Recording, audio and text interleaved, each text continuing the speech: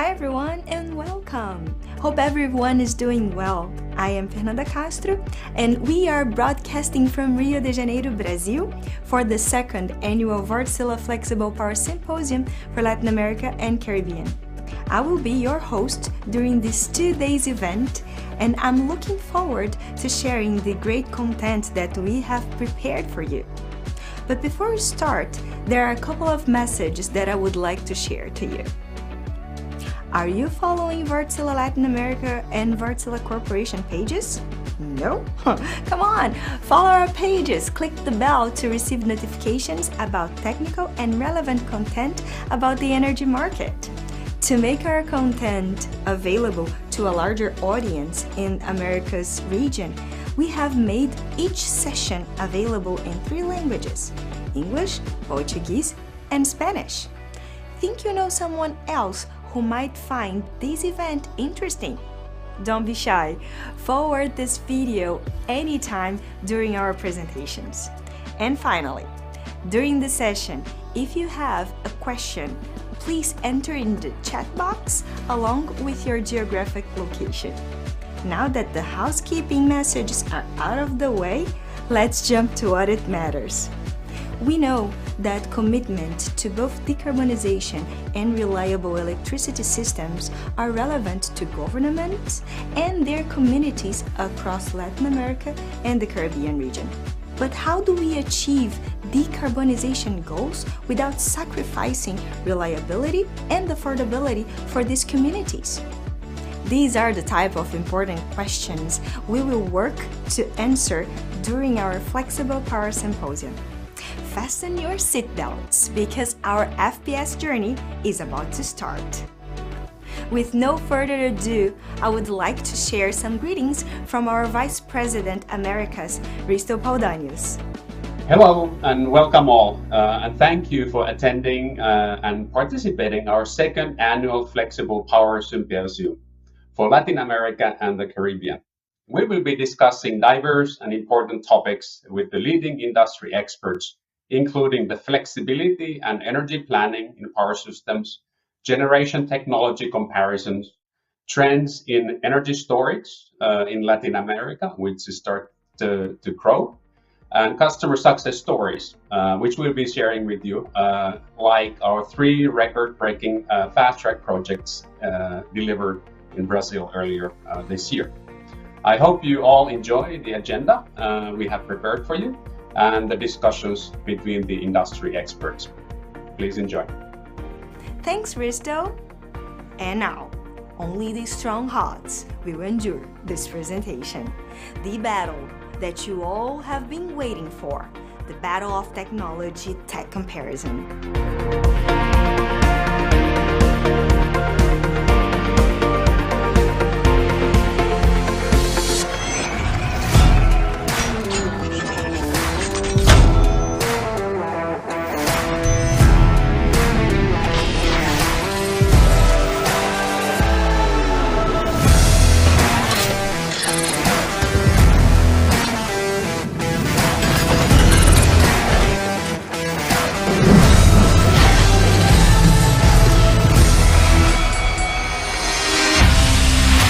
Welcome, ladies and gentlemen! Today, we will witness a battle of titans in the energy world, duked it out for the world title of Renewables Balancer.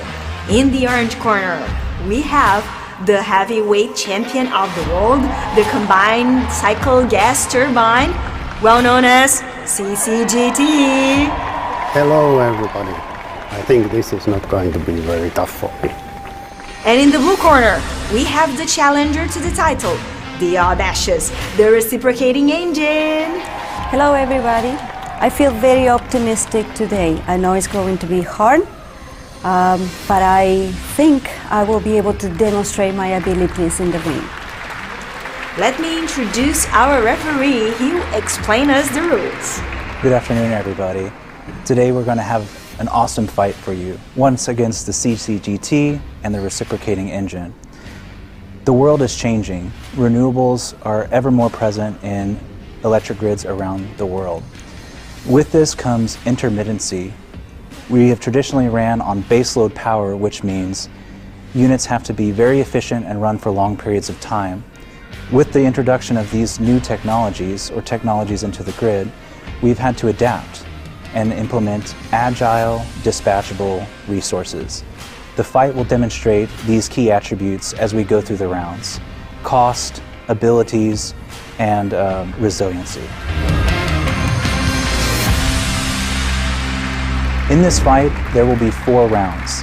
Each one of these rounds will demonstrate different characteristics of these units from the CCGT and the reciprocating engine.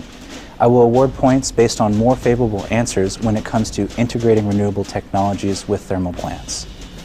All right, you two, I want a nice, clean fight from you. Be respectful of one another.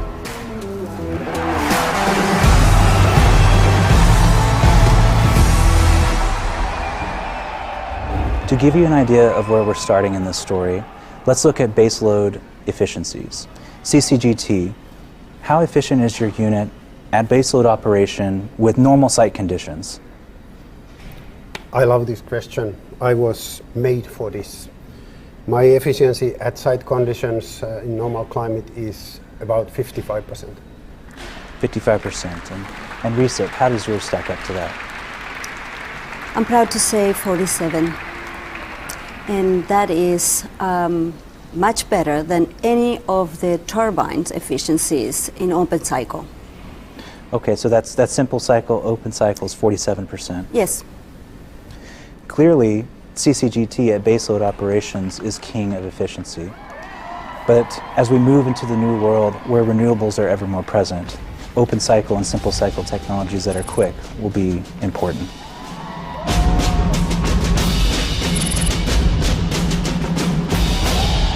That's very interesting. I'm glad that we were able to discuss baseload operations. But now, as we move into the future, renewables are penetrating the markets, creating intermittency throughout the power grids. If you were a 400 megawatt plant, how much energy could you create over a 3-hour pulse, 3-hour duration in the day? CCGT, why don't you go first this time? So if you start me now, I will need about 1.5 hours to get to full output. So over a 400 megawatt plant, over a 3-hour period, I will be able to generate about 770 megawatt hours of electricity. 770 megawatt hours. Correct. And at what efficiency can you do that at? Okay, I said already my efficiency is 55%, but during these 3 hours I'm starting half of the time and I need fuel to heat up the process, so the efficiency over the 3-hour period is about 46%. Wow, so you took quite a hit trying to do that 3-hour pulse. It goes down, of course, because you need fuel to heat up the process. Wow, okay. And as I turn to Recep, how much power are you able to generate over that 3-hour period? In 5 minutes, I will be able to start and have full capacity, and I will be producing 1,200 megawatt hours. 1,200 megawatt hours? Yes. Okay, and at what efficiency can you do I that? keep my 47%. And you keep the 47? Yes. How do you feel about these short dispatches? I hate these short dispatches. I was not made for these. Yeah, but wait until you see the sub-hourly dispatches. I don't want to see it.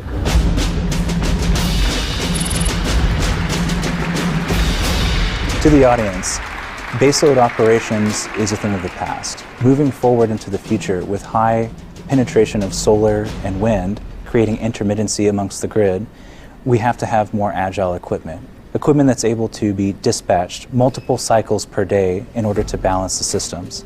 And these are the things that we are experiencing throughout this fight.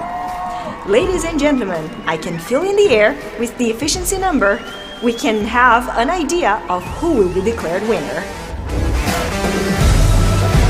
Let the second round begin. More than ever, people are paying attention to the grid. Extreme weather, geopolitical issues, and unexpected conditions on the grid have caused disruptions to power.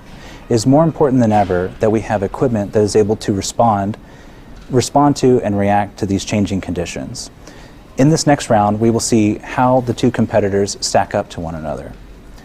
Water is one of the most finite resources on Earth to human survivability. How much water do both of you use during your cooling processes? I went with you the first last time. Let's go with the recip this time. Well, actually depends how often people use the bathrooms. See, I do have a closed-loop cooling system, so no water will be consumed. That gives me an ability to be placed anywhere, so I don't depend on being located where massive amount of quantities are available. You just use water for systems? Just for the facilities. Just for the facilities, okay. Exactly. Very interesting. CCGT, how much water do you use in your cooling processes? Oh, yeah, okay, 400 megawatt. Operating on a fairly high load, typically the cooling water need is 500,000 cubic meters per month. 500,000 cubic meters? Yeah. That's it? We need typically also some demi water for the combustion process, for the low NOx process, in addition to the cooling. Wow. As water is one of the most precious resources on Earth, it is incredible to hear how much you use for your cooling processes, as well as how little you use. Mm-hmm. So you're saying that as we source these new pieces of equipment on the grid, you can be almost anywhere because you're not limited by water. Yeah, water is not an issue for me. Very, very interesting.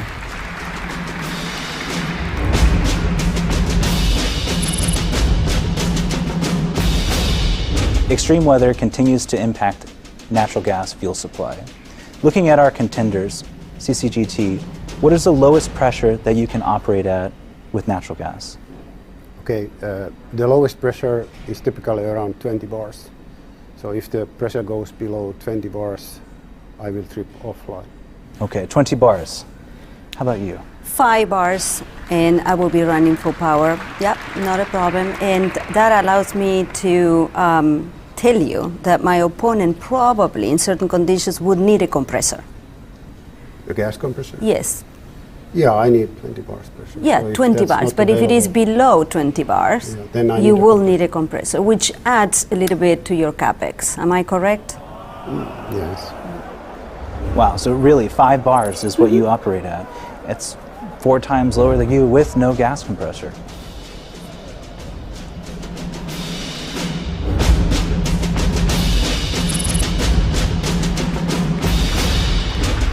All right, the temperature is getting hot in here. Ambient conditions impact power generations greatly. So, speaking of 40 degrees Celsius as an example, how would the operation of your plant change at 40 degrees Celsius?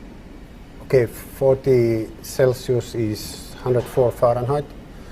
There is some derating of the output, about 20%. 20% of your 400 megawatts? Yes, at 40 Celsius. Okay. And Recip, how do you respond? I love heat. I was born for this. Actually, I can maintain 97% of my capacity at 40 centigrades. I actually do love saunas. Wow. Barely a deration there. So at 20% at 400 megawatts, how many megawatts are we looking at? Oh, we have some 320. I'm sorry, I can't hear you. 320. 320 megawatts out of 400? But I can still reach 390 megawatts. 390 megawatts. That's impressive. Thank you. I don't think so. Ladies and gentlemen, what a reaction! The Challenger, the Recip engine, led our world champion without breath. What we are witnessing here, this is really getting interesting.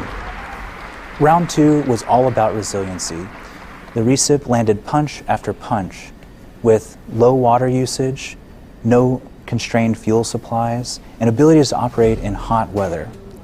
It's equipment like this that will be ever more important as we continue to integrate renewables and having reliable power systems. Well, folks, let the third round begin to confirm if this is just a beginner's luck. Everyone, let's take a minute and ask the reigning champion, CCGT, what is your variable O&M cost at baseload operations?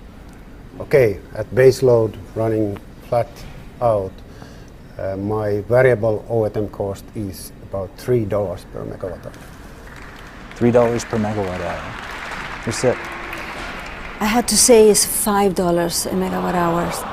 Okay, at baseload operation? Yes, at baseload. I'm afraid that I have to be at $5. Okay, not terrible.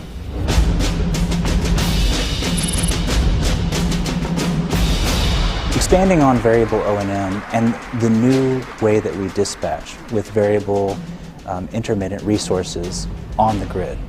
Lots of starts and stops. This incurs maintenance. So, expanding on the question in the beginning, how does your variable O&M stack up when you add starts into the mix? And as an example, I'll give you, say, a 400 megawatt plant throughout the year starts 500 times with run hours typically around 1,500. Okay, so the maintenance cost is the same, the variable, it's when you operate, $3 per megawatt hour, but frequent starting brings additional maintenance cost in form of additional turbine maintenance. So $3 for the operation, normal variable operation and maintenance cost, but the additional cost is $18. I'm sorry, what was it? $18, so the total is $21 per megawatt hour if you do 500 starts. $21 per megawatt hour? Yes. Okay. This is very interesting, because I started to feel a little bit bad about the $5, but actually happy to report that I will keep the $5 per megawatt hours. See, cycling and frequency starts and stop would not affect me. So therefore, I stick with the $5. Really, very good. So no maintenance incursion from frequent starts and stops. No, I was designed to do that. Ladies and gentlemen, I am starting to get worried. Will our champion of the world, the CCGT, fight back? Will he bring a different tactics for the final round? Round 3 was intense. It displayed what happens to variable O&M when you incorporate these cycles. Moving forward, equipment that can quickly respond and remain efficient is going to be ever more important in the grid. Final round. Ladies and gentlemen, I cannot wait to see this. Welcome to the final round. In this round, it will be the most challenging. You will have to adapt to different attributes of the grid. We've been speaking throughout these rounds about becoming more flexible, becoming very efficient in those types of environments. Here, we'll put you to the test, and we'll really see how dynamic you can actually be. CCGT, in the last round, you took a hard hit with VOM. Considering that, how long would it take you to get up in this fight and back to generating power? From standstill. From zero output. My hot start time is 1.5 hours from pressing the button. I will be on full power at 1.5 hours, so I'm really quite flexible. You're really quite flexible. Okay, yes. so 1.5 hours, and how do you respond? I'm amazed that you call that flexibility. When he takes 1.5 hours to come to the system. In my case, in 5 minutes, I'm at full output, so I have no problem in coming in those 5 minutes and take care of price spikes in real markets. So if we're talking about flexibility, let me remind you, 1.5 hours is a long time. I'm just making sure you're saying this right. You're saying 5 minutes. 5. And you said 1.5 hours, correct? Correct. Okay.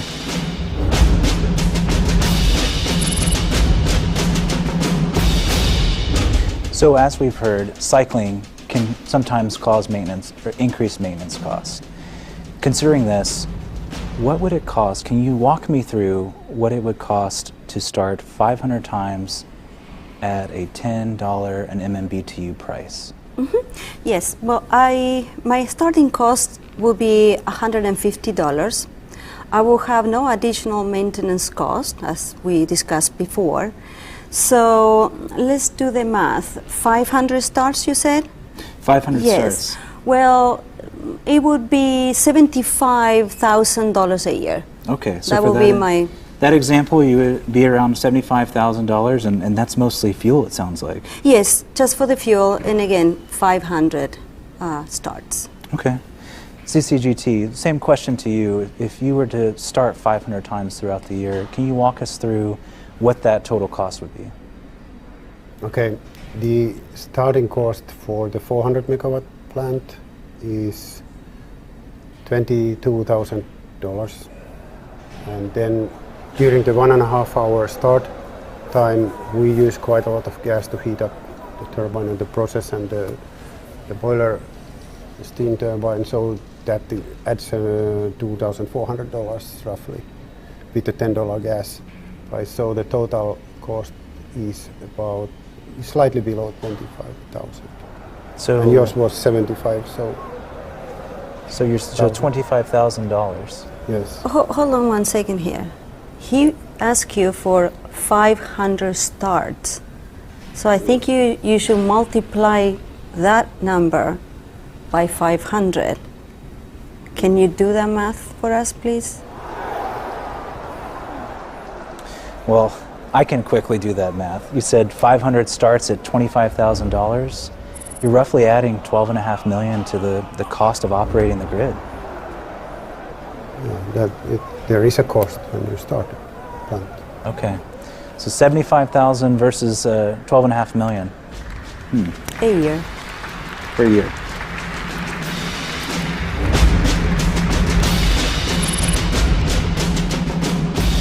Variability is added in a massive quantities through solar and wind into these systems.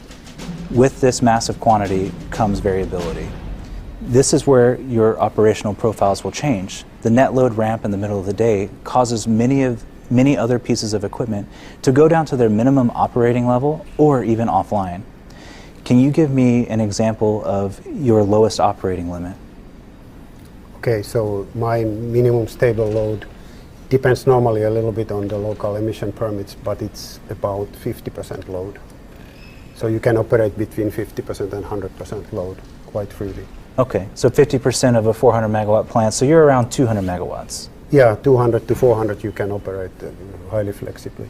Okay. Well, my plant consists of multiple units and they operate independently from each other. So each unit can go as low as 10%. When you put it all together, let's say we have multiple units, 10 units, but only one is at 10% and the other ones are not running, that means that my plant can operate at 1%. Wow, so I'm hearing roughly 1 megawatt. If a unit is 10 megawatts and you can do 10%, that's around 1. So that's extremely low, or offline from what I heard. Yes, correct. And by the way I will operate allows me to reduce my fuel consumption and cut my emissions. Okay, so in those smaller spaces where the system is variable, you're actually more efficient by cutting fuel consumption when needed. Exactly. Can you do that? Yes. You can? No.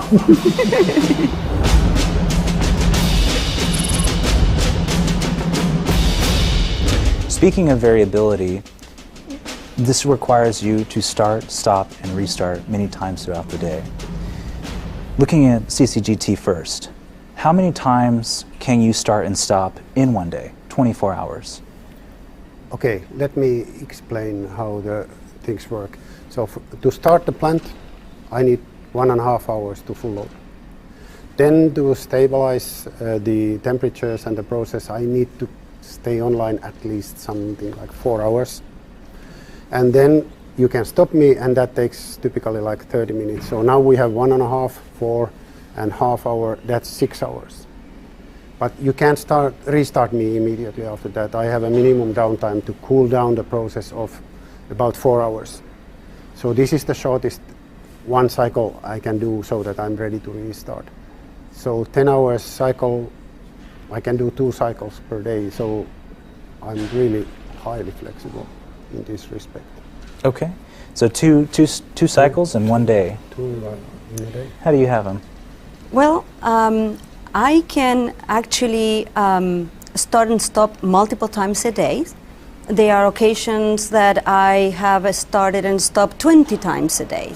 But let me walk you through my timing as my opponent did.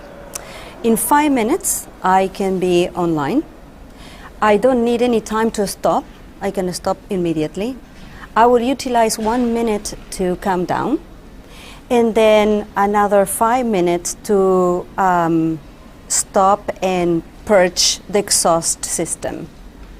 So roughly will be 11 minutes, my total cycle. And if you want to do a quick math, that equates to, in theory, 131 cycles a day. 131 cycles in one day? Yes, that's correct. And you said 2, correct? Correct. Not too flexible. I'm going to have to rule in favor of inflexibility on this one.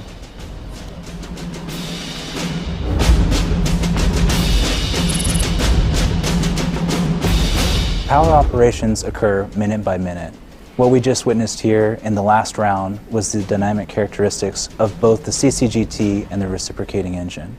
It's ever more important that we have this flexibility embedded into our power systems. This gives adequate time for dispatchers and equipment owners to respond to changing grid needs. This will not only increase their profitability, but also increase reliability of these power systems. I have some bad news for you, CCGT. You were only able to land 2 strikes this entire round throughout the 4 rounds, and your opponent, the reciprocating engine, was able to land 9. So it gives me great pleasure to declare you the winner by technical knockout, the reciprocating engine. I am pleased to introduce you a new champion under new rules. Congratulations on your overwhelming victory. How do you feel? I feel fantastic. I knew coming in that it was going to be a hard fight. The capabilities of my opponent in the old rules clearly had an advantage over mine. However, in today's rules, the agility and the ability to come in and out of the systems clearly is going to be paying dividends. So I am very thankful to my opponent, but happy to take the title home. CCGT, how are you feeling after this hard fight? Well, things didn't really go according to my plan here. I start to understand now that things have changed and the role of the thermal plants in the grids need to change.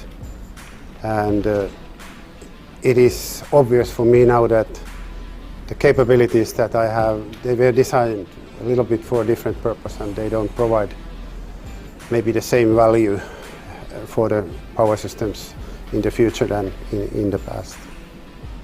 I would like to anyhow congratulate my opponent for a fair fight, well done, and good luck in the future.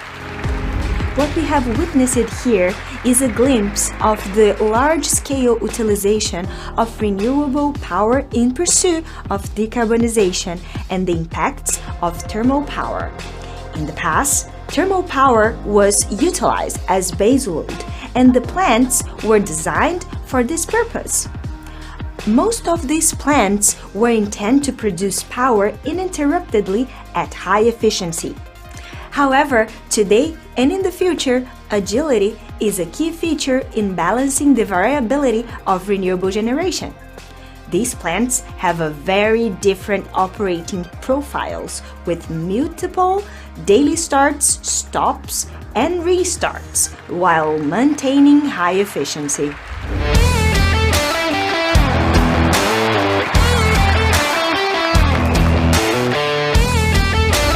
This was an intense fight, and although the CCGT wanted to keep his title, it is clear that the recip engine showed the ability to balance the renewables better. Stay tuned for the next fight, the reciprocating engine to defend the title.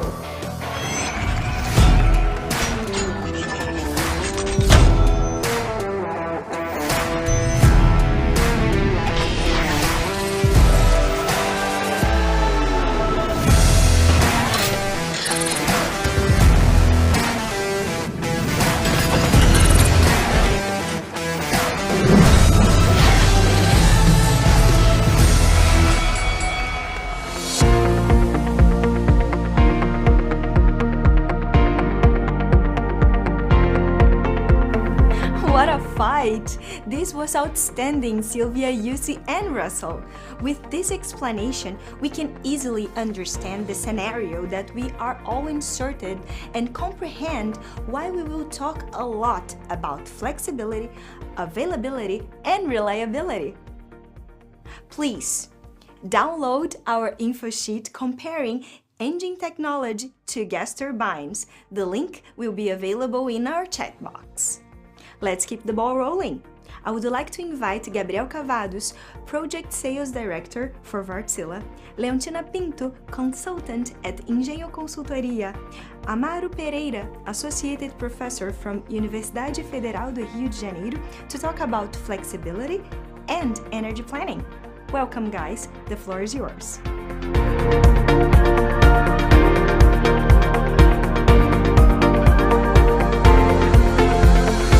Olá, obrigado Fernanda. Eu sou o professor Amaro Pereira e nós estamos aqui hoje para falar de flexibilidade neste painel com a engenheira Leontina Pinto, que é diretora da Engenho Consultoria, e com o Gabriel Cavados, da Wärtsilä. Então, Leontina, o que a gente pode discutir a respeito da flexibilidade? Na verdade, tudo. A gente tem um sistema que deixou de ser engessado em água e térmicas há muito tempo. Então, nós temos uma quantidade enorme de energia eólica que só sopra quando tem vento. E a geração vai depender da intensidade do vento. Então, eu nunca sei quanto é que eu vou ter de geração. Eu tenho uma quantidade enorme de energia solar que também está entrando com toda a força. Apesar de ter uma volatilidade um pouco menor, a gente sabe que também não tem sol de noite e nem sempre a intensidade é a mesma. Então, eu tenho um sistema muito interessante do ponto de vista de ter muitas fontes e muito difícil de operar, porque a gente nunca sabe direito onde que a gente está produzindo energia. Também não sabe muito direito onde que o consumo está ficando, porque o consumo também está muito volátil. Então, eu tenho um sistema flexível, não é desejável, é imprescindível, senão o sistema cai. Eu preciso de flexibilidade. Bom, mas a forma de contratação de energia aqui no Brasil é bem particular. A gente tem leilões, e são leilões de contratação de energia. E como que fica para a gente contratar essa flexibilidade? Pois é, então, a gente não está contratando, né? Eu fiz, inclusive, um trabalho, olha, já tem uns 5 anos, mostrando a importância da gente ter outros produtos. Um deles é a flexibilidade. A flexibilidade que acaba sendo é que as pessoas contratam energia e usam a flexibilidade que essa energia pode aportar. Nas mais diversas formas, né? E agora as pessoas falam em capacidade. Na verdade, nós estamos, digamos, deixando, como o pessoal, os economistas dizem, dinheiro em cima da mesa. Eu tenho produtos, eu tenho benefícios dos quais eu preciso e que não estão sendo nem valorizados e não estão sendo quantificados. O que acaba acontecendo é que eu não tenho a sinalização desses benefícios, do quanto isso está importante para o sistema, e como eu não tenho essa sinalização, eu acabo dependendo de existir energia que foi contratada em outras modalidades. Isso é uma coisa que a gente acha que é fundamental, é a gente ter uma gama de novos produtos. Flexibilidade, confiabilidade está dentro de flexibilidade, a ponta que o pessoal está chamando agora de capacidade, enfim, eu tenho vários outros produtos. Segurança, quando não tem água faz o quê? Né? Então, eu tenho uma gama de produtos que não está sendo valorado, não está sendo sinalizado, né? E com isso pode faltar. Não, essa é uma boa pergunta para o Gabriel, né? Não, Como que a gente valora a flexibilidade? Assim, alguns comentários, né? Primeiro, essa é uma transição que todo mundo está experimentando aqui, né? O boom eólico e solar, e a gente vai aprendendo os desafios conforme eles vão aparecendo, né? Então, eu lembro, professor, alguns anos atrás, a briga do mercado em si com os planejadores, não era nem uma briga, era uma discussão, reconhecer a necessidade de você incrementar a flexibilidade. Eu acho que isso aqui é uma página virada, né? Eu acho que todo mundo reconhece que sistemas com alta penetração de renováveis, incluindo o Brasil, precisam, ao mesmo tempo, incrementar o seu portfólio de geração flexível de alguma forma, seja construindo reservatórios, seja construindo térmica flexível, existe um leque de opções. Então, a gente virou essa página da necessidade, acho que todo mundo concorda que você precisa expandir capacidade de geração flexível, e hoje a gente está aqui no dilema de como a gente, dentre esse leque de opções de tecnologia que a gente tem para incrementar a flexibilidade, como a gente ranqueia elas melhor para aquele determinado sistema, né? E de alguma forma tem que ser criada alguma coisa nova, né? Porque o que a gente fazia no passado, que era o ICB do brasileiro, o LCOE, que era usado no mundo todo, esse tipo de métrica para você ranquear candidatos à expansão não funciona, né? Você, de alguma forma, precisa criar um método que compare ali custos e benefícios, de alguma forma, para você expandir o seu sistema de forma ótima. E cada sistema ele é único por si só, né? Não é uma fórmula mágica ou uma tecnologia mágica que vai ser a melhor para todos os sistemas. Dependendo do portfólio que você tem de geração, o seu mix de geração, você vai precisar de um mix de flexibilidade para que seja ótimo, né?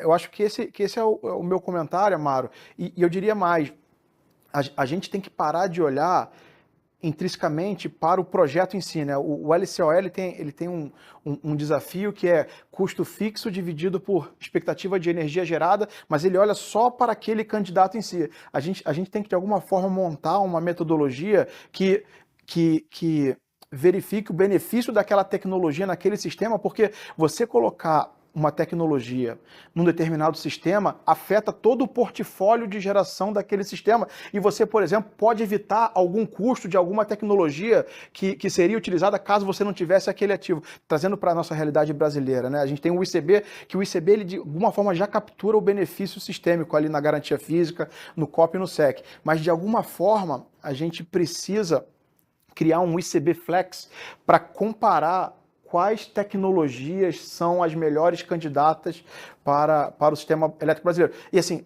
o ICB-FLEX é só para o Brasil, né? Esse é um desafio que todos os sistemas estão passando no mundo todo. O Chile está fazendo reforma, o Reino Unido está fazendo reforma, o México.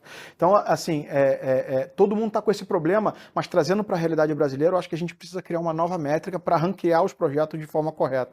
Realmente a gente, né, o sistema interligado já reconhece a necessidade de flexibilidade e também, por conta disso, foi organizado um leilão de capacidade, né? Bom, e o que vocês acham? Foi correto? Faltou alguma coisa? Precisa melhorar? Lógico, sempre tem alguma chance de melhorar, né? Algum espaço para melhora. E como vocês acharam desse leilão de flexibilidade? Então, pegando um pouquinho o gancho do eu vou brincar que nesse estudo de 5 anos atrás, a gente já mostrava, tem várias propostas, não só a nossa, mas como você fazer isso olhando um projeto para o sistema. Porque quando a gente está falando em flexibilidade, tem que ser para o sistema, não pode ser um projeto sozinho, né? O leilão, na verdade, ele não olha isso. Ele disse, eu quero tanto, e você nem sabe por que é esse tanto. Não ficou claro para ninguém, pelo menos para mim não ficou, por que é X megas, ou não é 90% desses X megas, assim, não ficou claro de onde saiu esse número, por que esse número está acontecendo. Mas eu vou mais além. Eu acho que esses leilões eles precisam ficar talvez um pouco mais conectados com planejamento e cooperação. Planejamento tem que ver operação, né? Não são coisas dissociadas. Eu digo, eu quero tanto de térmicas, por exemplo, tá legal. Mas onde? Mas por quê? Assim, teve uma época, por exemplo, que você só tinha eólicas no Nordeste e o intercâmbio estava muito restrito, né? Então, assim, quando não tinha eólica, você tinha que meter as térmicas ali de qualquer jeito, de qualquer forma e tal. Quanto não vale, mas tem que ser naqueles pontos, não pode ser em outros. Então, a gente sente falta, por exemplo, a gente tem um PDE todo ano. Como que conecta esse PDE com o leilão? Para mim é mistério profundo, eu não sei. Então, eu acho que a gente precisa, talvez até valorizar um pouco mais os nossos técnicos e a EPE, enfim, não é só sair comprando. A gente precisa ter uma base melhor de por que está comprando, onde está comprando e quanto vale também. Porque, de repente, você compra por um preço que não é justo, ou, de repente, você põe um teto que não é razoável, né? Então, de onde sai esse teto? De onde sai esse preço? Onde você vai... Eu sinto muita falta dessa conexão. Não, então a gente poderia incluir até, assim, nesse ICB Flex, né, não só a valoração da flexibilidade, mas também um sinal locacional, né? Com certeza, com certeza. Com certeza, sem sinal locacional não adianta. Você está por exemplo, a gente de eólicas no Nordeste, sol no norte de Minas. Se você me colocar uma térmica no Rio Grande do Sul, não adianta muito, não.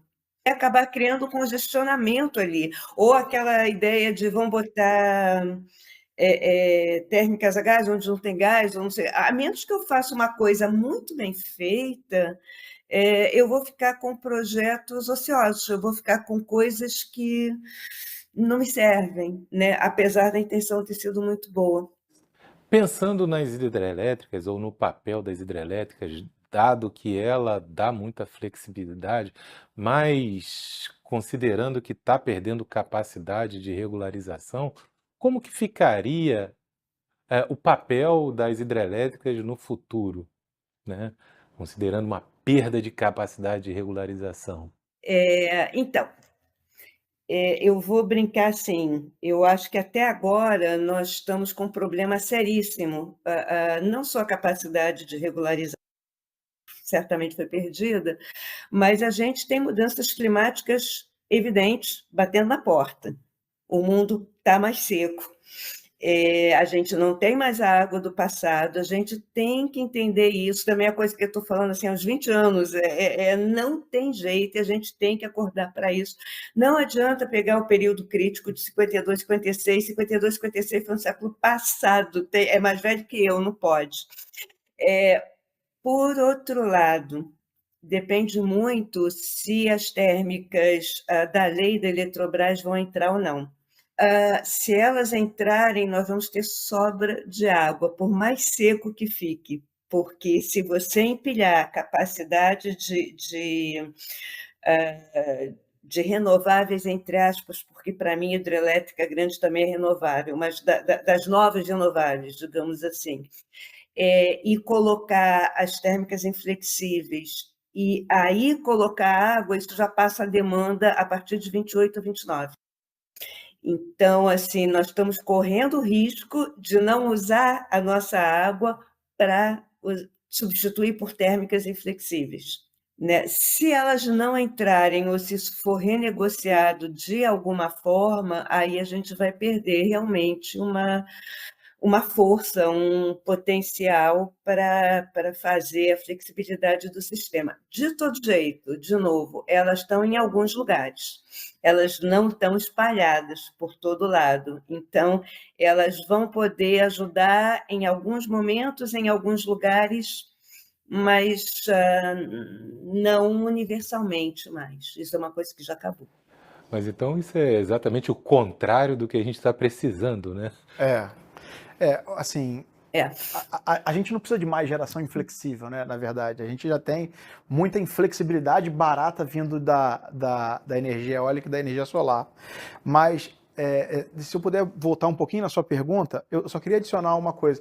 Em algum momento do tempo, Leontino, na minha visão, a capacidade flexível da hidrelétrica ela vai precisar ser remunerada. Eu não sei como, eu não sei quando e eu não sei qual é a solução que vai ser dada.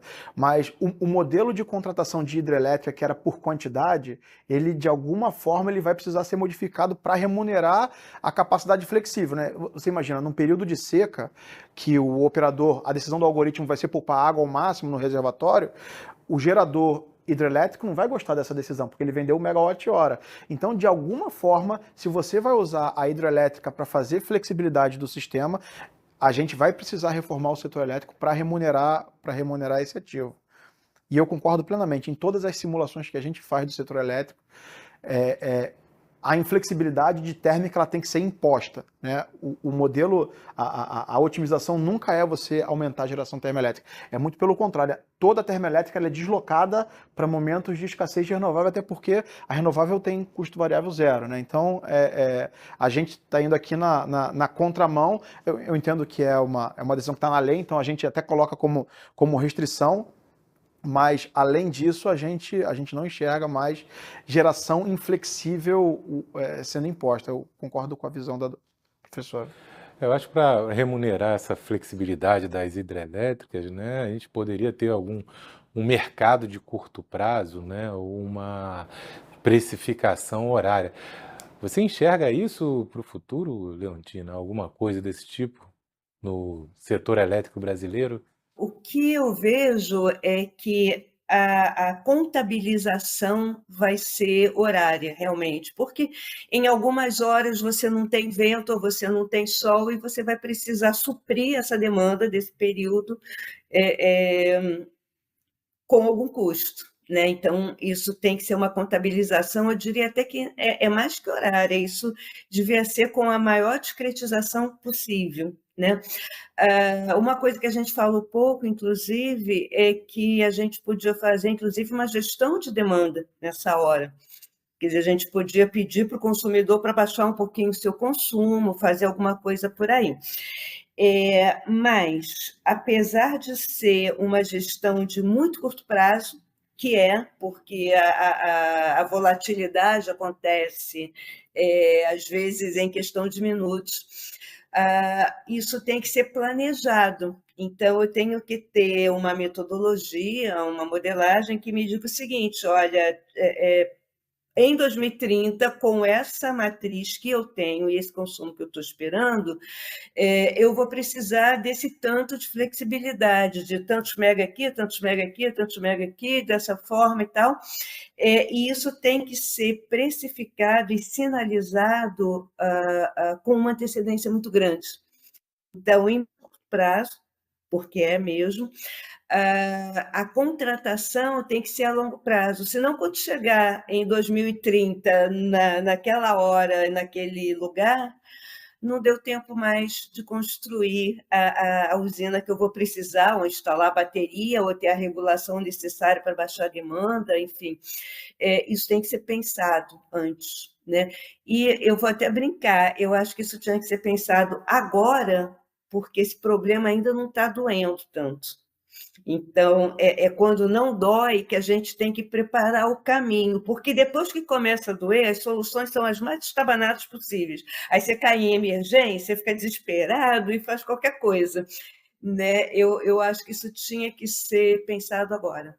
Quer dizer, novamente, é um mercado de muito curto prazo, mas é um planejamento de muito longo prazo. E como é que Não funciona sei se eu fui esse clara. mercado? Sim, claro. Mercados de curto prazo em outros países, como é que funciona? É horário, subhorário? Como é? Assim, como a professora Leontina mencionou, né, quanto maior for a sua discretização de tempo, mais você consegue olhar com a lupinha ali o custo real envolvido no no mercado, né? Então, vou trazer um exemplo aqui hoje do Texas, por exemplo. O Texas tem um mercado de 5 minutos. Né? E quando você tem um mercado de 5 minutos e você expõe o gerador que vendeu energia naquele mercado de 5 minutos, ele não quer ficar exposto financeiramente. Então, você acaba criando produtos derivativos que, por exemplo, uma usina eólica contrata a capacidade de uma térmica, uma opção, né? Que eles chamam um derivativo, para poder utilizar aquela térmica quando, por exemplo, a geração daquele gerador elétrico, daquele gerador eólico cair e o preço tiver subindo. Então, é essencial você fazer a discretização do mercado na maior escala de tempo possível. Eu entendo que o Brasil é diferente do Texas, né? Lá é essencialmente térmico, aqui é essencialmente hidrelétrico ainda. Mas quanto mais discretizado for o seu mercado, quanto mais você expor o gerador ao efetivo custo marginal do sistema, mais você destrava soluções que o próprio mercado pode desenvolver, né? Eu acho que é essencial. Será que o mercado financeiro brasileiro está preparado para esses produtos novos aí relacionados à energia? Não sei. Mas, assim, quando você desafia o mercado, eu acho que o próprio mercado cria as condições, né? Hoje, a gente está fazendo tudo de forma centralizada, e eu acho que é o correto você fazer esse planejamento desse seguro de forma centralizada. Mas, talvez, se você, com o passar dos anos, for dando uma certa exposição aos agentes que efetivamente operam no mercado, eu acho que as soluções, elas vêm naturalmente. Mas, Mário, posso brincar com você? Eu nunca vi o mercado financeiro não ser ágil para alguma coisa. É verdade. E você vê o interesse enorme dos bancos de energia. Todos eles estão entrando no setor de energia. Eu acho que a questão é você ter um ambiente seguro para fazer isso. Não, e aí esses produtos podem surgir naturalmente, né? O produto flexibilidade, o produto sinal locacional, ou o produto serviços ancilares. Eu acho que isso pode até ocorrer naturalmente, né? Amaro, vou de novo pegar o gancho da professora, que é maravilhoso, porque a gente pode fazer esse bate-bola. O Brasil era muito dependente do BNDES para financiar projetos de energia, por exemplo, né? Extremamente dependente. O BNDES saiu do mercado, os projetos continuaram sendo construídos, os bancos comerciais criaram soluções para suprir esse vácuo. Então, às vezes, a gente acredita que se houver alguma mudança, vão haver problemas, mas os bancos, eles estão onde tem mercado para eles agirem. Se você for olhar nos Estados Unidos, o que tem de derivativo para mercado de energia, desde um contrato que você pode ter preço de gás fixo por 10 anos. Você tem um contrato de Henry Hub, você precisa indexar ele a um custo fixo. Você tem esse tipo de derivativo. Então, eu acho que se houver esse estímulo por parte dos agentes de mercado por aqui, eu acho que é uma solução natural, com o tempo, aparecerem produtos novos, né, para suprir. Se eu puder acrescentar, desde que nós tenhamos um arcabouço regulatório apropriado para sinais de mercado, porque o que acaba acontecendo é que, como esses benefícios não são contabilizados e não são valorados, por que alguém colocaria uma geração flexível se não for receber nada por isso? A modulação dos preços horários, por exemplo, subir mais um pouco ao meio-dia, que a carga é maior, ou sei lá, ou diminuir, isso só acontece quando eu preciso colocar novas gerações para suprir carga, dependendo do momento, né? E quando é que isso acontece? Quando o sistema está equilibrado.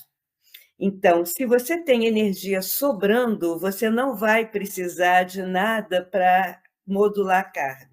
Se você tiver energia faltando, o preço vai ser alto em qualquer momento. Então, se você olhar os preços da CCE nos últimos anos, para ser sincero, não olhei hoje, assim, a gente acompanha com assiduidade, não vai ver essa variação ao longo do tempo.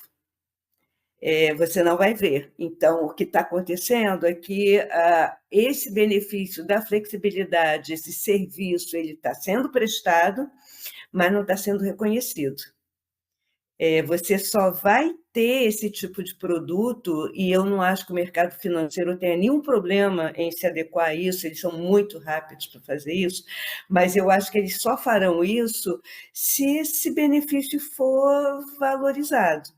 Enquanto eu tiver que prestar esse serviço de graça e isso não aparecer nos preços,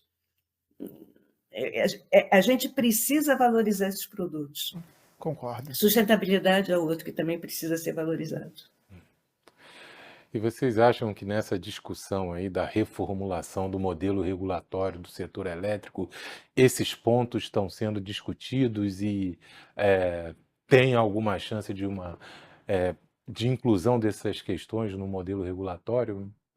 A gente está aprendendo conforme os problemas vão acontecendo, né? Talvez esteja lento demais para nossa expectativa. A gente quer mudanças rápidas porque a gente estuda o problema e sabe mais ou menos o que vai acontecer. Mas eu vejo todos esses pontos de atenção na agenda, né, do pessoal que tá efetivamente trabalhando na reformulação do setor elétrico. Se elas vão acontecer ou não, a gente não sabe. Já aconteceu o marco regulatório do leilão de capacidade, a gente sabe que o pessoal está olhando as regras do leilão de capacidade para ver o que pode ser melhorado, estão querendo deixar ele neutro de tecnologias, né? Porque a gente fala muito geração flexível, térmica flexível e hidrelétrica, mas a gente sabe que tem outras formas de você incrementar a flexibilidade, então a gente sabe que isso está na agenda do pessoal. Agora, a parte de preço de curto prazo, eu acho que está andando ainda a passos muito lentos. E você, Leontina, concorda com o Gabriel? É por aí mesmo? Bom, então, nós da Engenho, a gente tem feito vários trabalhos, a gente tem mostrado o problema é reconhecido, assim, nós já fomos ao Ministério, ao ONS, à EPE, ninguém discorda, porque com o número não tem o que discutir muito, né? Quer dizer, assim, a metodologia está correta, o número está correto, não há o que discutir. Agora, entre o problema ser reconhecido, a necessidade da geração flexível ser reconhecida e você ter uma mudança regulatória, vai um tempo longo, porque o setor de energia elétrica, inclusive, é muito conservador. Então, para você mexer em alguma coisa, isso leva o seu tempo, né? E aí, o que eu particularmente acho, eu volto a dizer isso, e nós, da Engenho, a gente disse isso várias vezes em várias instâncias, que isso tinha que ser feito antes da necessidade ficar premente. A necessidade, ela já existe, porque depois a gente não tem mais tempo para fazer uma coisa bem feita, né? E a regulação demora.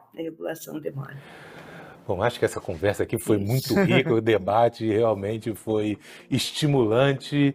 É pena que agora o nosso tempo se esgotou. Queria agradecer mais uma vez a você, Leontina, a você, Gabriel. E, bom, eu devolvo aí para você, Fernanda. Muito obrigado.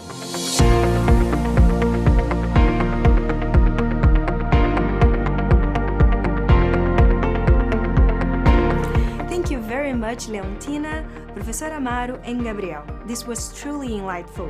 Moving on to the next topic, Gaston Gianni, Project Sales Director, and Octavio Rocha, Business Development Manager, will discuss the ways that Wärtsilä Mexico is committed to deliver. Direct from the beautiful Ciudad de Mexico, Gaston and Octavio, the floor is yours.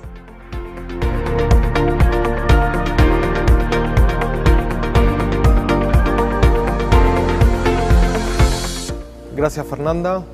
Mi nombre es Gastón Gianni, yo soy Managing Director de Wärtsilä México y hoy nos acompaña Octavio Rocha, que es el BDM aquí en la región central. En el día de hoy vamos a revisar los detalles de los proyectos que están en ejecución de Mexicali Oriente y Parque Industrial. Mexicali Oriente está ubicado en el estado de Baja California, en el norte de México, y a una hora aproximadamente de distancia se encuentra el proyecto de Parque Industrial, en la localidad de San Luis, Río Colorado, en el estado de Sonora.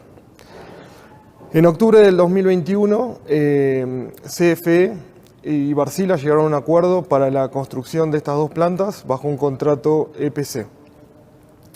El sistema eléctrico de Baja California es un sistema aislado que no está conectado al sistema interconectado nacional de México y tiene una variación en la demanda muy grande respecto a invierno y verano. La demanda aproximada en invierno es de 1000 mega aproximadamente y en verano puede llegar a los 3000 mega debido a que la temperatura en esa región es muy alta con picos históricos de 52 grados centígrados.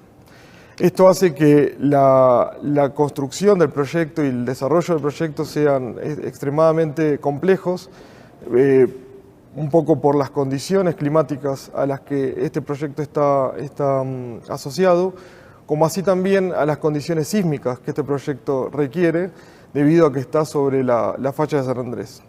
Mayormente el proyecto de Mexicali Oriente es el que está sobre la falla de San Andrés, siendo que el proyecto de San Luis Río Colorado está en una condición más favorable desde el punto de vista sísmico. El proyecto de Mexicali Oriente cuenta con la instalación de 24 motores 18V50DF, son máquinas de 18.5 megawatts aproximadamente, que generan energía en 13.8 kilovolts y se van a conectar al sistema interconectado a través de transformadores elevadores, conectándose a una red de 160 kV y una red de 230 kV. Las máquinas tendrán la posibilidad de operar en gas natural o en combustible diésel, dependiendo mucho de los costos y la disponibilidad de combustible, y los operadores podrán elegir entre un combustible a otro desde la sala de control simplemente a través de un doble clic en el sistema Voice de Wärtsilä. Actualmente la planta se encuentra en construcción. El plan es finalizar la planta y entrar en operación en mayo del 2023. Y como les comentaba antes, principalmente en Mexicali Oriente, las condiciones sísmicas fueron muy extremas y eso generó que tuviéramos que construir pilas para poder montar la planta debido a que no podíamos fundar directamente sobre el suelo debido a, como dije antes, a las condiciones sísmicas. Esto generó que tengamos que instalar más de 2100 pilas de aproximadamente 23 metros de distancia, de profundidad, y un diámetro de 80 centímetros. Este trabajo se hizo en aproximadamente 4 meses y nos llevó aproximadamente 24.000 metros cúbicos de concreto y en total, si uno suma la cantidad de pilas que utilizamos, podemos llegar a una distancia de 48 kilómetros de pilas. Respecto a la condición sísmica, también requirió hacer una reingeniería de nuestro sistema de estructuras metálicas que utilizamos para la sala de generación, lo que nos llevó a reforzar significativamente esas estructuras respecto a un proyecto que normalmente hacemos en condiciones normales. En este caso, el peso de las estructuras es el doble de lo que habitualmente utilizamos en un proyecto normal. Estamos hablando de unas 3.000 toneladas de acero en lo que está relacionado con estructuras tanto para el edificio de máquinas como para las chimeneas. En el caso de parque industrial, el proyecto se trata de la instalación de 22 motores 20V34DF que también podrán utilizar gas natural y diésel en función de la disponibilidad y en función del requerimiento de despacho. Los motores son, como les dije, máquinas de 9.6 megawatts, generan energía en 13.8 kilovolts y se conectan a través de transformadores elevadores, que son 4 transformadores, a una línea de 230 kilovolts. Esto aporta energía eléctrica al sistema interconectado de Baja California, que como dijimos antes es un sistema aislado, y como les comentamos, tiene una gran variación entre las temporadas de invierno y de verano, lo que hace que este proyecto sea estratégico para CFE para cubrir la demanda de verano. Adicionalmente, este proyecto va a estar acompañado por un contrato de mantenimiento por 15 años, donde Wärtsilä va a estar apoyando al equipo de operaciones de CFE en todo lo que sea el despacho y la operación de esta planta. Así que bueno, ese es un poco el overview del proyecto. Es un proyecto realmente con condiciones de construcción muy extremas.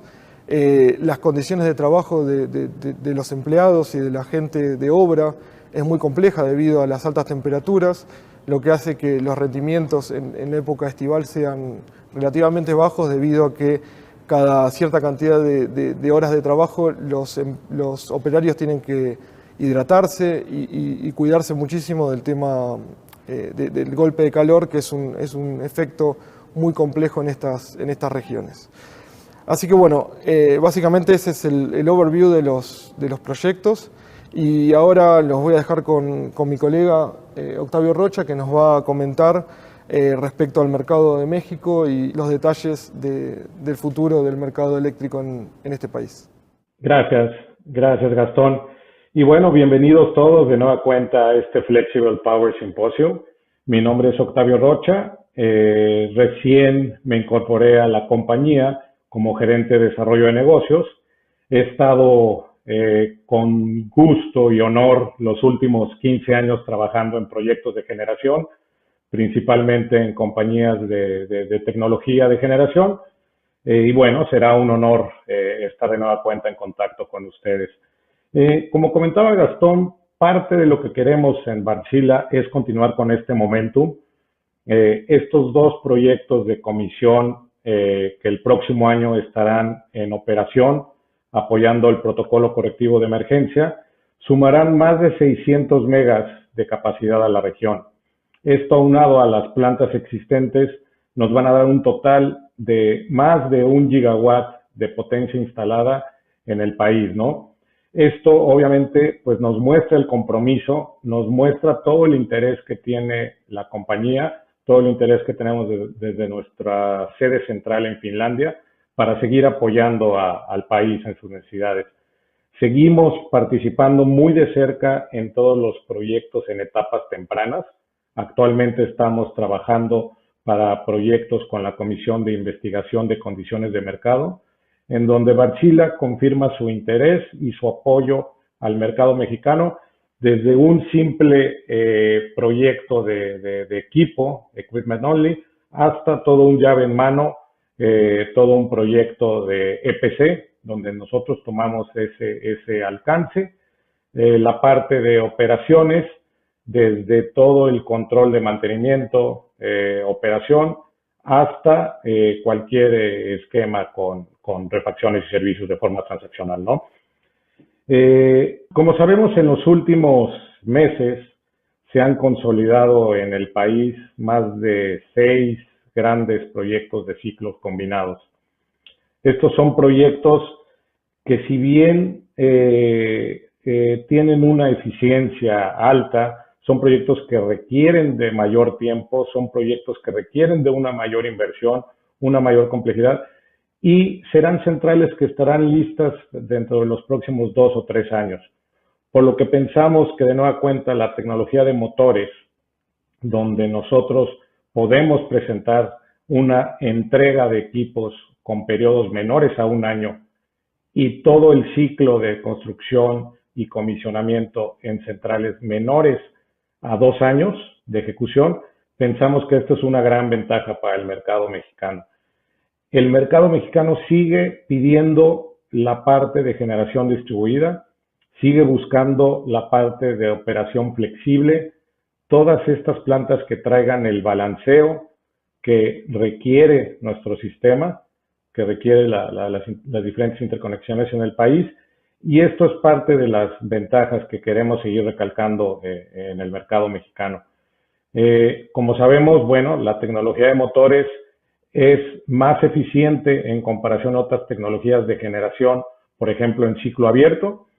Es una tecnología que no sufre o no tiene tantas dificultades como pudieran ser otras tecnologías de generación en cuanto a condiciones ambientales con alta temperatura, en cuanto a sitios con elevación, en cuanto a sitios con escasez de agua, etcétera, ¿no?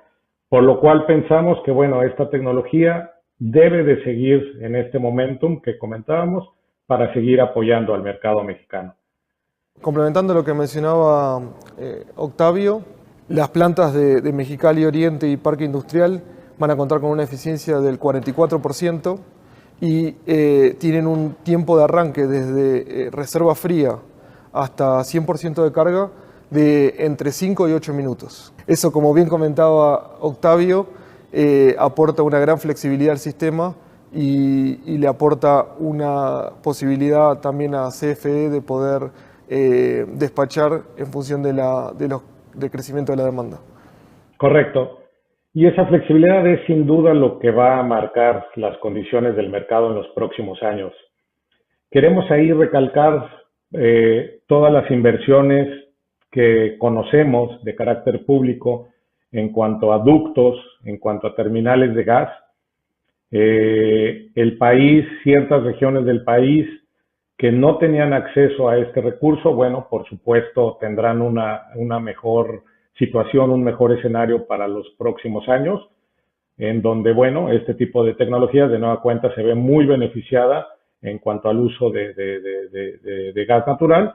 Y por supuesto recalcar que para sitios remotos o de difícil acceso, pues el combustible líquido sigue siendo una opción.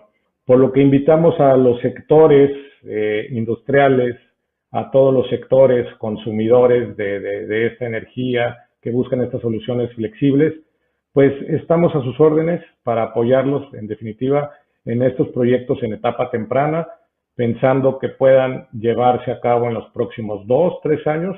Estamos ahí con toda la intención y por supuesto continuando con las expectativas del país de crecer en estas plantas flexibles, estas plantas de generación distribuida, que se esperan que crezcan en más de 5 gigawatts de capacidad para el 2025.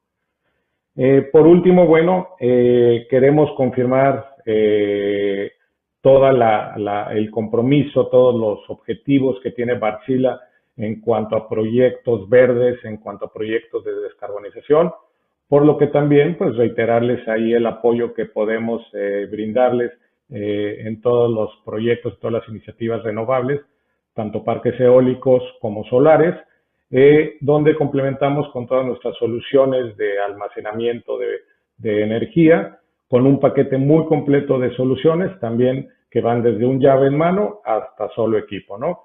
Y por último, hablando específicamente de lo que son los combustibles verdes, pues informarles acerca de todas las iniciativas que estamos teniendo de nuestros laboratorios en Finlandia, en donde les podemos confirmar que al día de hoy contamos con motores que ya tienen una capacidad de quemar hasta un 25%, por ejemplo, de mezclas de hidrógeno con gas natural, y tenemos un objetivo muy claro, que para el 2025 esta capacidad pueda ser del 100% de nuestros motores para estos combustibles verdes, que por supuesto puedan contribuir a todos los esfuerzos de descarbonización.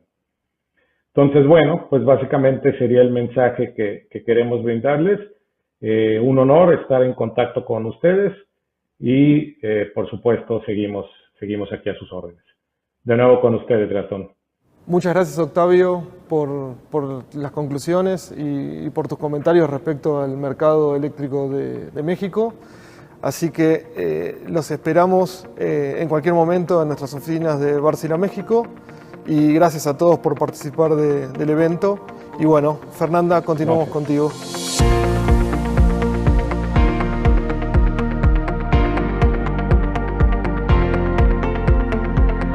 Thanks, Gaston and Octavio. That was excellent. If I can summarize this great content, I would say quick installation, greater efficiency, flexible power generation, and grid balancing.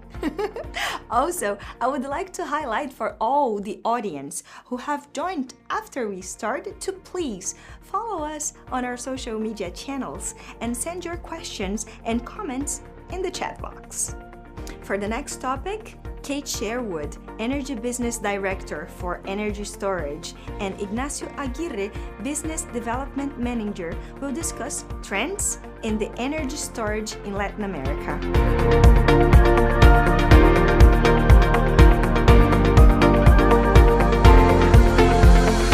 Hello, everyone, and welcome to Flexible Power Symposium 2022. My name is Kate Sherwood, and I'm the Energy Business Director for Amer North for Energy Storage here in the United States. I would like to introduce now and pass to my colleague and friend, Ignacio Aguirre. Ignacio? Thank you, Kate. Nice to meet you here. So, Ignacio, would you introduce yourself for the audience, please? Yes, thanks, Kate. I'm a mechanical engineer. I'm working for Wärtsilä in Argentina. I'm located in Buenos Aires. I have been working as business development manager for 5 years already, having two roles: developing business for engine power plants and energy storage in the South region, in South America, supporting my colleagues in Chile, Argentina, and Brazil for developing energy storage projects. Thank you, Ignacio. Now I'd like to give a brief overview of the Energy Storage and Optimization Business Unit here at Wärtsilä. Here at Finland-based Wärtsilä, we are committed to a sustainable future. We are committed to driving a future of 100% renewable energy. We're over 186 years old, and here in the energy storage space, we have over 12 years of proven performance by the GEMS digital energy platform in energy markets worldwide, providing trust for customers who are looking to modernize assets without sacrificing safety and quality of more traditional power plants. We continue to develop solutions that provide the reliability and flexibility that utilities, independent power producers, and renewable energy developers require to harness the potential of intermittent renewable energy resources such as wind and solar and strengthen the energy grid. We have safety and intelligence at the heart of our energy storage solutions, from GEMS to our GridSolve Quantum and other next-generation solutions. We deliver technology with purpose-built end-to-end grid management capabilities. When we think about net zero, we think about front-loading steps and that there are 5 steps to reaching net zero. First, a grid must add renewable energy resources, wind, solar, etc. Second, add thermal balancing and energy storage to support the renewable energy already installed. Third, phase out inflexible power plants and generation sources. Fourth, convert to sustainable fuels. And finally, phase out fossil fuels completely. Ignacio, when you see these steps, how do we see the journey to decarbonization playing out in Latin America? Thank you, Kate. Latin America is transitioning these ladder steps, and the different countries are in different stages of this decarbonization journey. For example, some with the particularities of each market, of each energy generation matrix, there are some markets that are a little bit further up in these stairs, like Chile, for example. Some of them are a couple of steps behind, like Argentina and Brazil or Mexico. But the commonality among them is that all the countries in Latin America are incorporating renewable energy and are going after the decarbonization at different speeds with the different realities of each market. But they're all heading the same way. Thank you, Ignacio. And I know that Chile, for example, has some of the best solar insolation or the best sunshine in the whole world. And maybe that is what has supported Chile's solar industry. So what are some key trends in Latin America that we're seeing regarding utility scale energy storage? Yeah, for example, in Chile, as you mentioned, extremely high solar irradiation in the north of Chile. And with the combination of the decarbonization that several IPPs in Chile have, that combination of factors made a very good opportunity for energy storage to provide value to the Chilean grid.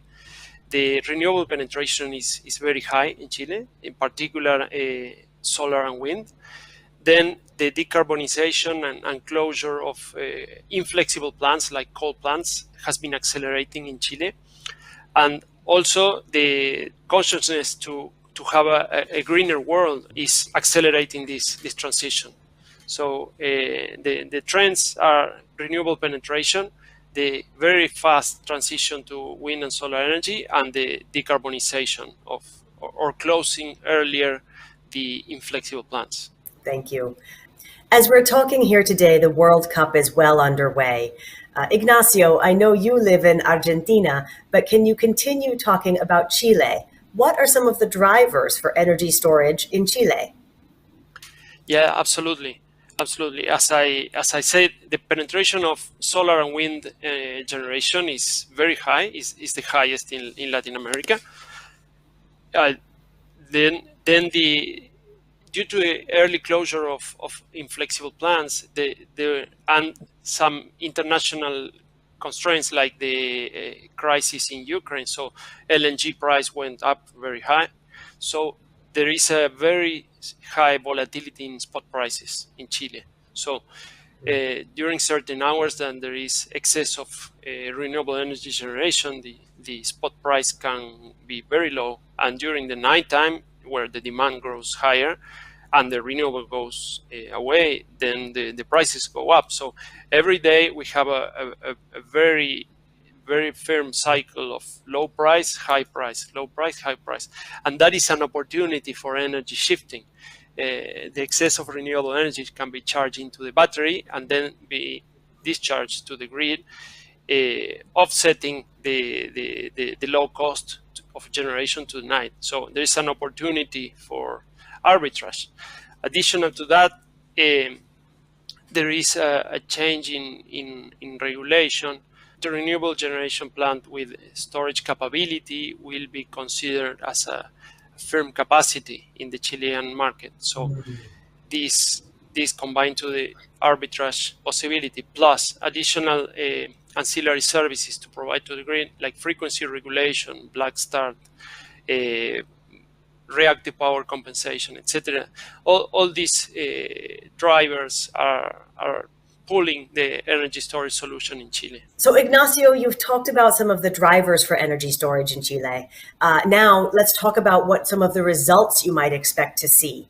What can we expect to see as a result of more energy storage in Chile? By having more energy storage projects in the Chilean grid, the system could incorporate additional plants for solar and wind power generation in Chile.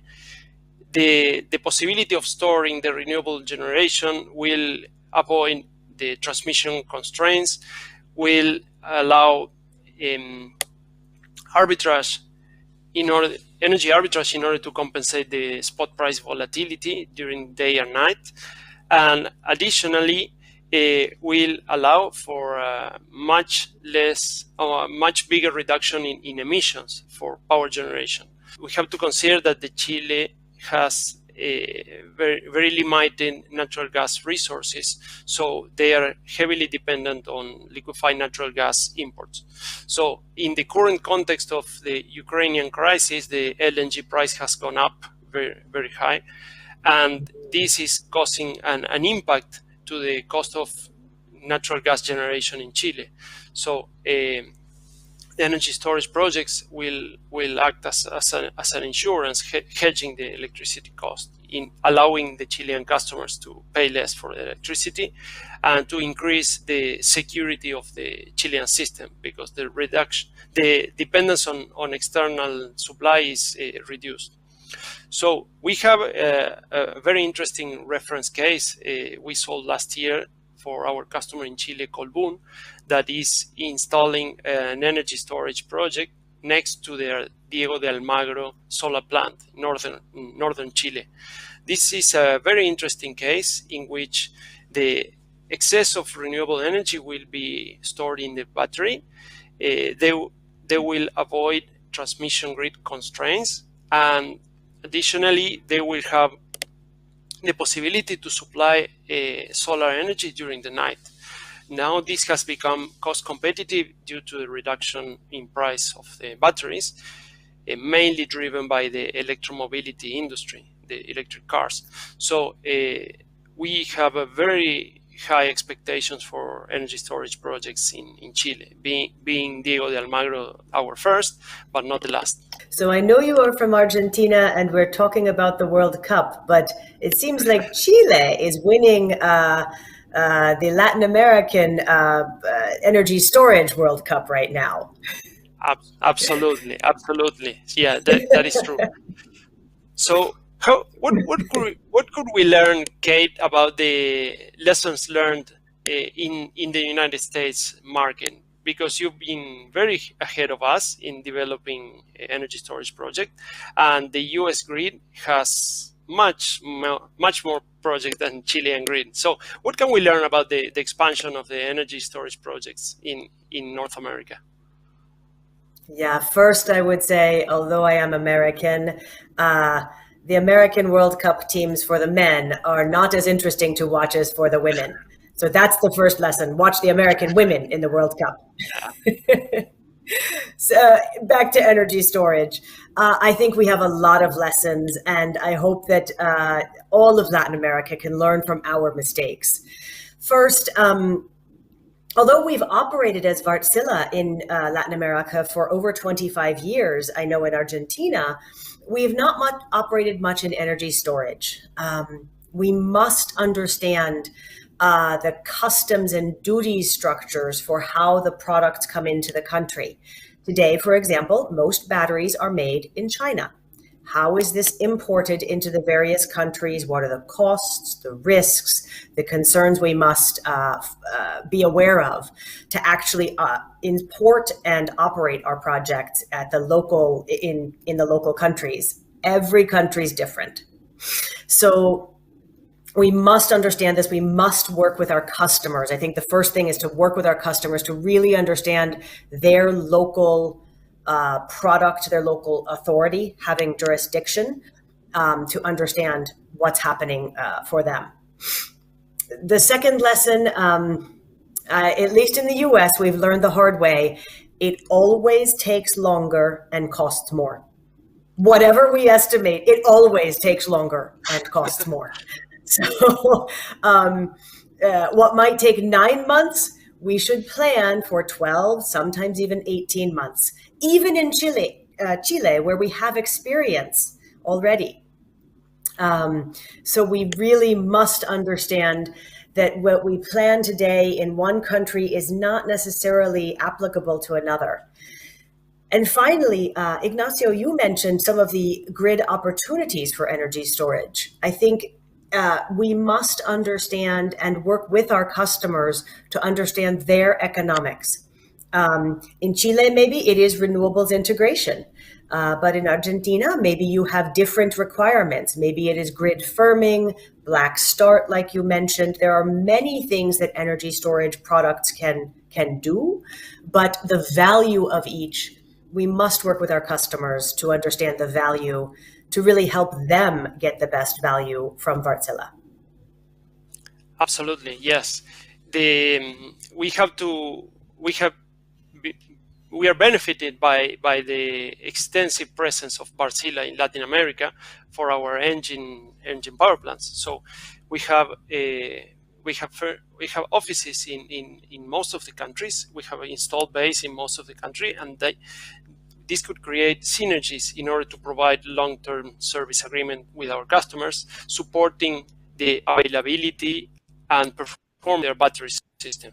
We have a very solid position by having synergies between the two business in our energy sector. Having said that, we have a very strong possibility in Chile to keep growing with energy storage. As you said, Argentina, Brazil, Mexico, and the other countries are one step behind, but with an enormous potential of following Chile's steps. So we are very excited to be walking these tracks to our customers. Thank you, Ignacio. And I think to wrap up, a final question for you, Ignacio. How can we at Wärtsilä be part of the development, actually leading the energy storage and optimization market as we're the pursuit of more sustainable and reliable energy grids? Yes, by following the steps in the ladder of decarbonization, as you showed before. Yeah. Different markets are in different stages of the decarbonization race. For sure, Chile is one of the trendsetters. We are benefited by learnings from the mistakes and successes of our colleagues in North America, and this has been very, very helpful for our customers down here. So there is a lot of potential and opportunities to help our customers and grids to decarbonize and live in a greener world. So yeah. Gracias, Ignacio. Obrigado. De nada, de nada, un placer. I really appreciate learning from you about the market in Latin America for energy storage. Ignacio? Thank you, Kate. Muchas gracias. Muito obrigado, and see you next time. Thank you, Fernanda. Now back to you.